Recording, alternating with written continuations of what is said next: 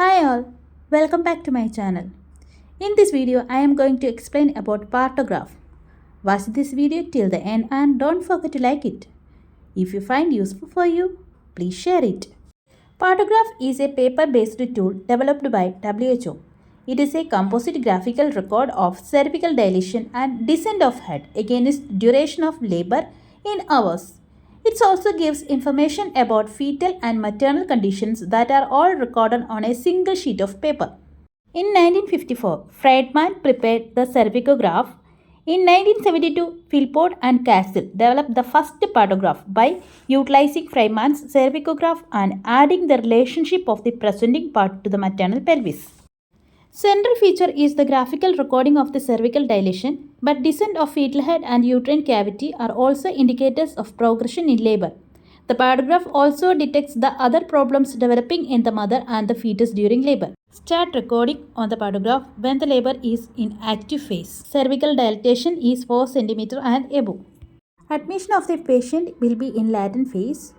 And in a normal labor, the cervicograph should be either on the alert line or on the left side of the alert line. Cervicograph have 3 zones. Zone 1, it indicates normal labor. Zone 2, abnormal and need to be critically assessed. Zone 3, case should be assessed by senior persons. And decision is to be made either for termination of labor or for the active management. Components of a partograph are patient's identification, time recorded at hourly interval, 0 time for spontaneous labor is the time of admission in the labor ward and for induced labor is the time of induction. Fetal heart rate recorded hourly, state membranes and colors of liquid. To mark, I for intact membrane, C for clear membrane and M for meconium state liquor. Cervical dilatation and descent of head. Uterine contractions. The squares in the vertical columns are shaded according to the duration and intensity. Drugs and fluids.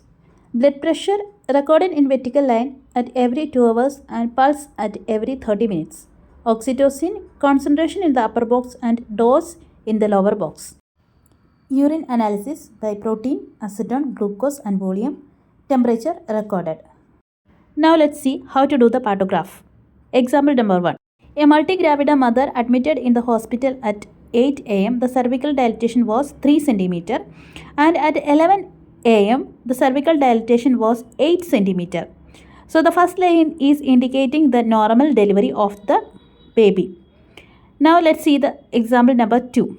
A primigravida mother admitted in the hospital at 8 am with a 4 cm cervical dilation and at 12 pm it is 8 cm. So the second line is indicating the normal delivery.